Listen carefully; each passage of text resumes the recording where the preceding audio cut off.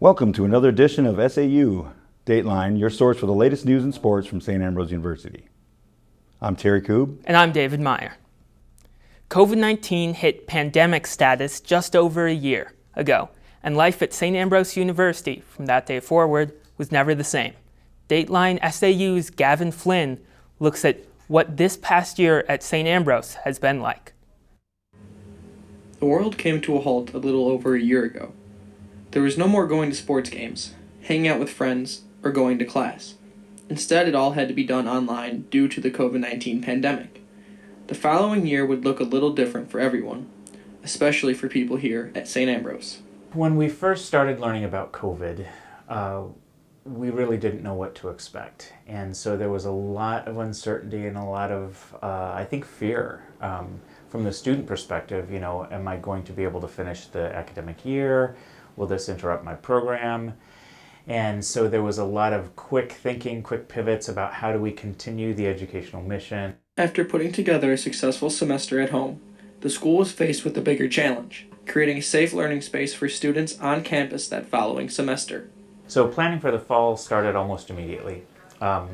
We had to think about everything from the physical spaces, classrooms, residence halls, dining halls, to different ways to deliver academic content, course content, and also protocols, like what do we do when students get exposed and how do we quarantine them safely? How do we excuse them from classes? And so we had this summer to really map out our, I guess you'd call it a scaffolding for how to support the campus during COVID.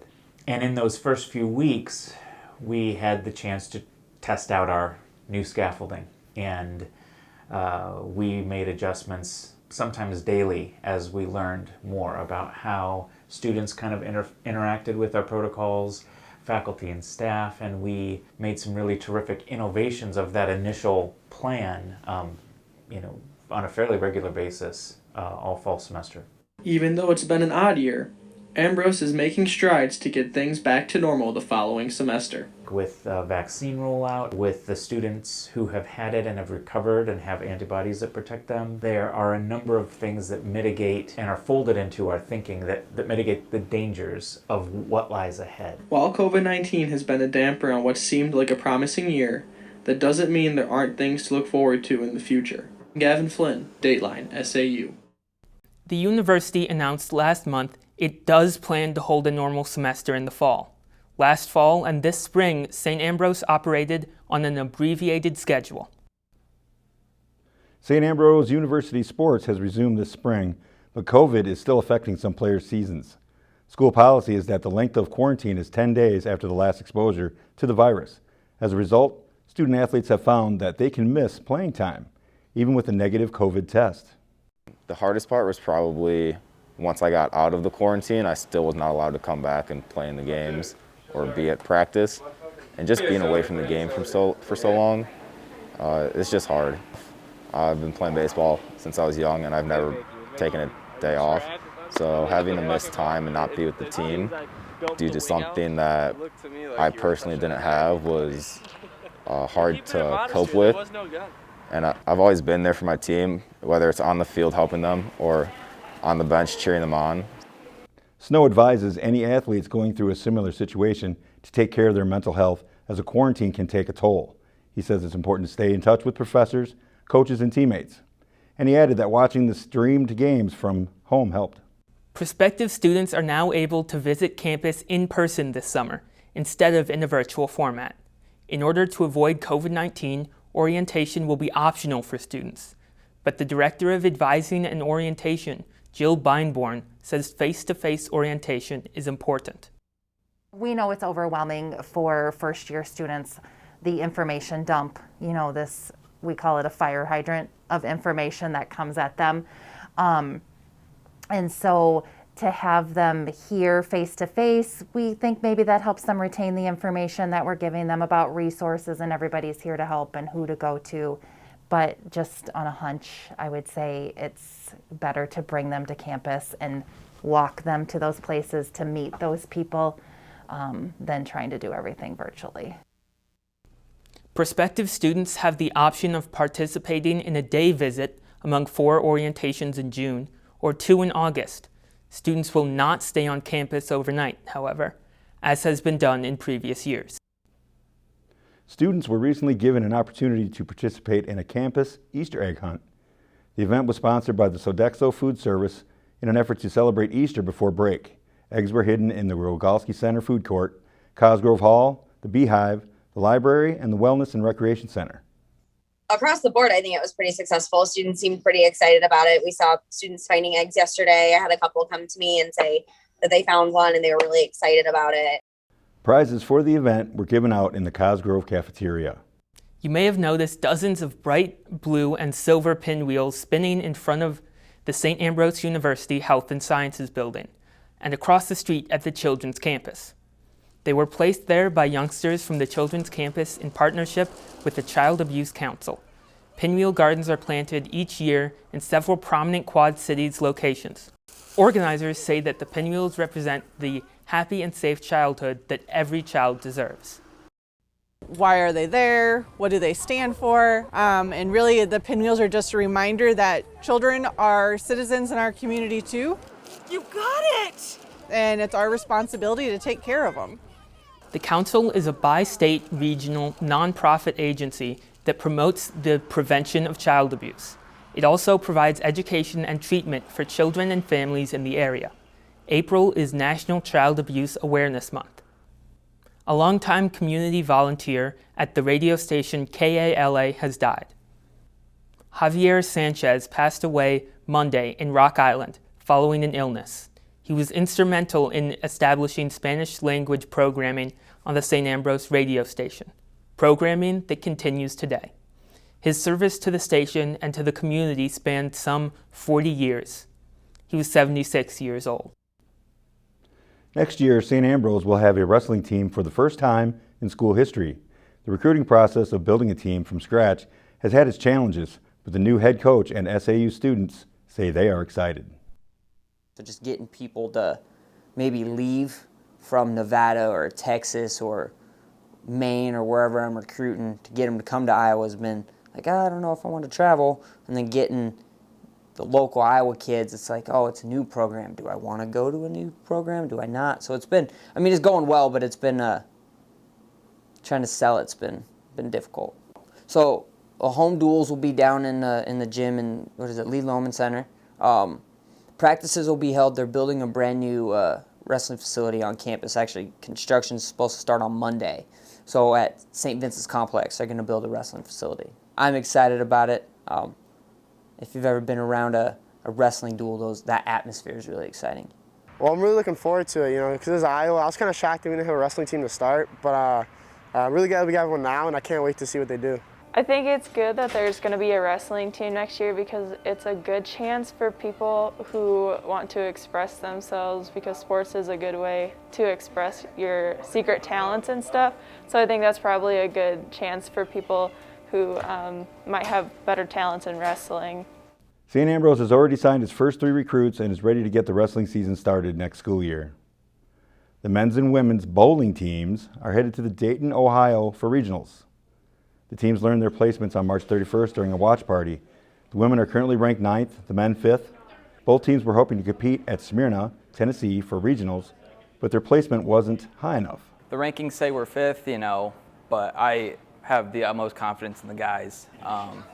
There's a really strong squad. We only lost Billy last year, and we've been bowling really well. We've beaten a lot of good teams, and so I'm always confident in the boys. A pretty good program. Definitely made a lot of good memories here. Made a lot of good friends, definitely lifelong friends. I think it's helped over the years. I think no matter what the team has been, new girls coming in, graduating, I think the chemistry has been there. Bowling regionals begin April 16th. Coming up after a short break, the women's soccer team starts postseason play with a defensive battle and a dramatic finish. And the SAU lacrosse teams face some stiff challenges when they host a couple of nationally ranked opponents. We'll have highlights from these stories and more coming up after the break. On Dateline SAU.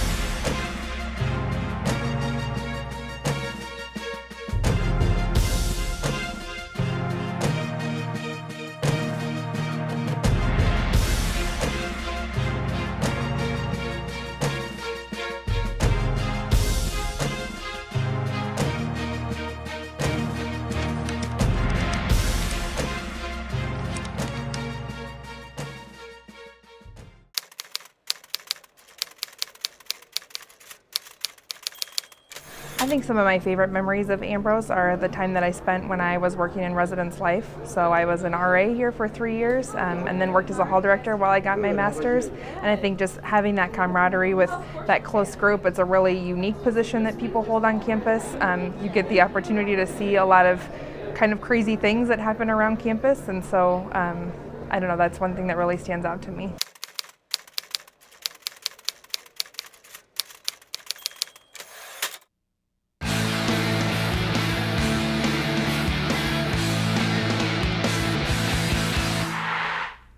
Just 1 week after allowing only 5 rushing yards to the 18th ranked team in the country, the St. Ambrose football team did even better last Saturday. The defense limited St. Francis to just a single yard on the ground in 29 carries, as the Bees topped the Saints 24-7. Just as impressive, the D posted 9 sacks and forced 6 turnovers, as St. Ambrose won its 4th game in a row. Wide receiver Yemi Ward's 3-touchdown performance earned him MSFA Offensive Player of the Week honors. The Bees' Ryan Zitkus had 4 sacks and 5 tackles for a loss. He was named the Conference Defensive Player of the Week. The St. Ambrose men's lacrosse team faced 2 tough opponents last week. The 2 teams were in the national rankings. First up was the 9th ranked team in the country, the Ottawa University Braves. It didn't take long for the Bees to take the command. Cole Danner fires in this shot in the game's first minute to start the scoring. Just a minute later, and Danner again, as the Bees score the first 5 goals of the contest. Up 9-1 in the second period, it's Michael Sherikan with one of his 4 goals of the day, and the Bees extend their lead. And check out the shot of the night, Justin O'Mara with a no-look behind the back goal, and the Bees go on to dismantle the Braves 19-5. 2 days later, the men faced another tough opponent. After a slow start, the Bees rallied to defeat Benedictine College, a team that was receiving votes in the national rankings. Shakaran and O'Mara scored their goals, 4 of them at least, each in the win. The men are now 8-2. Overall, 5-1 in the KCAC and ranked 4th in the country. 2 undefeated women's lacrosse teams met head-to-head at the St. Vincent's Athletic Complex last week. It was Ottawa University at St. Ambrose. The Bees jumped to an early advantage. This Katie Baranski goal gives St. Ambrose a 3-0 lead early in the contest. A few minutes later, it's Maddie Wiltrout with the goal, keeping the Bees in front. Then from a free shot position, it's Wiltrout again finding the back of the net, and the Bees earn a big win. But a few nights later, the 4th-ranked team in the country proved to be too much as Benedictine College handed St. Ambrose its first loss of the season. The SAU women are now 5-1 in the KCAC and 8-1 overall. It was the start of the postseason for the women's soccer team, and it was a defensive battle. Neither Olivet Nazarene or St. Ambrose could capitalize on the few shots they could manage in this CCAC quarterfinal. So, after regulation and 2 overtimes, it came down to a shootout, when SAU's keeper Molly McLaughlin made this stop of a Tiger PK. It was Lisa Walters' turn to knock in the game winner, as the Bees live to play another day. Both teams combined for just 13 shots in 110 minutes of play in that first round game. Then on Thursday, a first half goal by Mia Lasanti was all St. Ambrose needed as the Bees defeated the Judson Eagles. The team improves to 9-6-1 on the season and moves on to the conference championship game. The St. Ambrose softball team opened Chicagoland Collegiate Conference play last week when they hosted Calumet St. Joseph for a doubleheader. In Game 1, the Bees strike first. Pinch hitter Alyssa Schumacher drives the second inning single up the middle and 2-run score, and the Bees take an early lead. Then in the 6th inning, Logan Frericks breaks it open with this 2-run double to left center, and the Bees go on to win the opener 6-4. St. Ambrose completed the sweep in Game 2 behind a scoreless 5-inning performance by starting pitcher Erica Rolfs, as the Bees opened conference play with 2 wins. After a slow start to the season, the men's volleyball team got hot and found themselves qualifying for the CCAC tournament. After knocking off Trinity Christian in the semifinals, they fell short in the championship game to 10th-ranked St. Xavier. The Bees end the year with a 14-14 record. Following a win in their final game of the regular season over Judson, the SAU women's volleyball team saw its season end in the first round of the CCAC tournament. The Bees finished the year with a 17-9 record. And that's all we have for you on this edition of Dateline SAU. We'll be back next week with the latest news and sports from St. Ambrose University. Remember to check out the SAUtv Facebook and Instagram pages for our newscasts, late-breaking news, and more. And you can also find news stories and videos on The Hive at SAUthebuzz.com. Thanks for watching.